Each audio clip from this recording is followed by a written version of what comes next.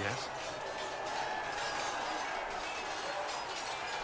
Why would Templars break away from the Chantry? The Order believes the Chantry no longer supports their efforts. Not to the extent they should. But the Templars have served the Chantry for ages. In that time, they have come to take the Order's services for granted. Templars risk their lives against blood magic, demons, abominations, to feel as if those efforts are dismissed. I may disagree with the Order's actions, but I'm here as proof of that. But I sympathize with their frustrations. I'd like to know more about the Templars. If you need insight into what the Order is doing now, I'm afraid I can't offer more than you already know. Anything else, I will answer as best I can. Why did you join the Order? I could think of no better calling than to protect those in need. I used to beg the Templars at our local Chantry to teach me. At first, they merely humored me. I must have shown promise, or at least a willingness to learn. The Knight Captain spoke to my parents on my behalf. They agreed to send me for training. I was 13 when I left home. 13? That's still so young. I wasn't the youngest there. Some children are promised to the Order at infancy. Still, I didn't take on full responsibilities until I was 18. The Order sees you trained and educated first. And what about your family? Did you miss them? Of course. But there were many my age who felt the same. We learned to look out for one another. Before coming here, my keeper suggested I avoid Templars. Do they do anything besides hunt mages? Templars protect against the dangers of magic. Before the Order left the Chantry, that meant serving in a circle.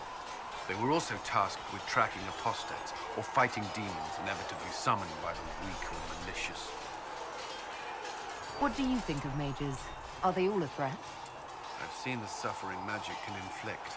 I've treated mages with distrust because of it, at times without cause. That was unworthy of me. I will try not to do so. Not that I want mages moving through our base completely unchecked. We need safeguards in place to protect people, including mages, from possession, at least. You've lived in the Circle. What was a typical day for a Templar there? Typical. The last time I was in a circle was right before it fell apart. Nothing was typical. Before that, then? Certain rituals require a full guard. A mage's howling, for instance. I've attended a few. Most of the time, you merely maintain a presence, on patrol or in the circle, ready to respond if needed.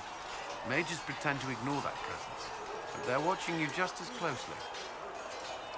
Do Templars and mages never speak to each other?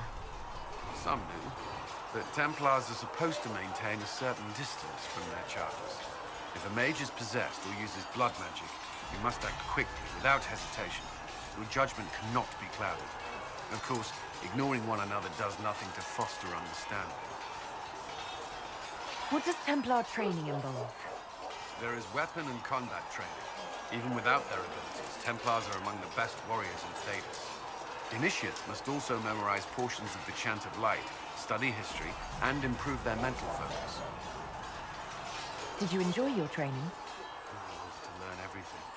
If I was giving my life to this, I would be the best Templar I could. You were a model student. I wanted to be. I wasn't always successful. Watching a candle burn down while reciting the Chant of Transfiguration wasn't the most exciting task. I admit, my mind sometimes wandered. Do Templars take vows? I swear to the Maker to watch all the mages. That sort of thing. There's a vigil first. You're meant to be at peace during that time, but your life is about to change. When it's over, you give yourself to a life of service. That's when you're given a filter.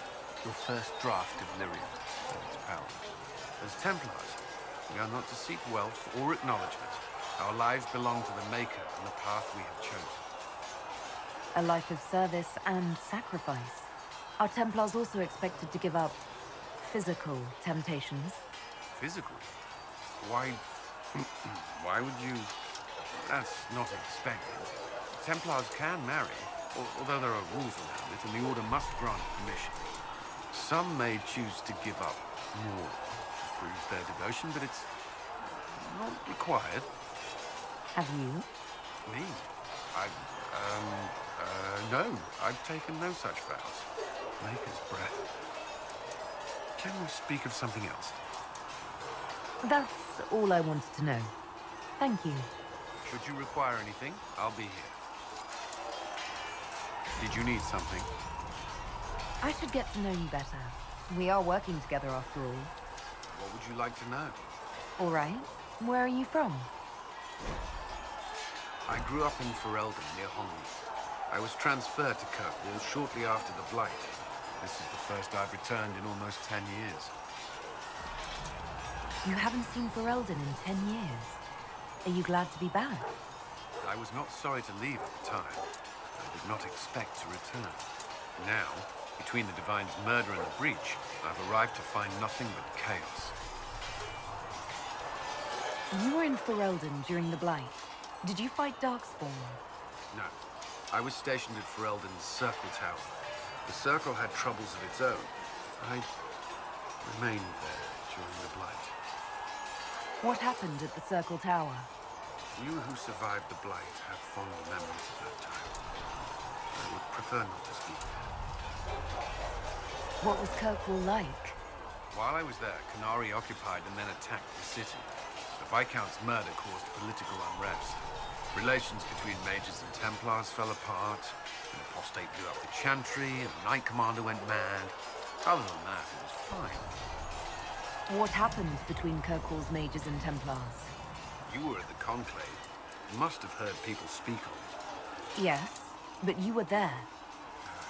There was tension between mages and Templars long before I arrived. Eventually, it reached a breaking point. There was fighting in the streets.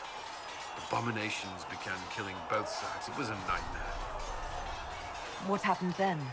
The Templars should have restored order, but Red Lyrium had driven Knight Commander Meredith mad.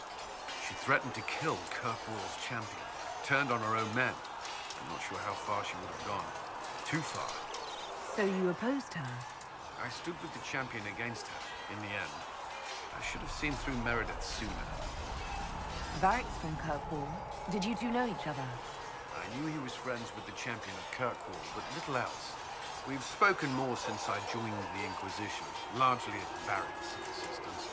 Apparently, I spend too much time with a serious expression on my face, and it's bad for my health. I'll let you return to your work. Should you require anything, I'll be here.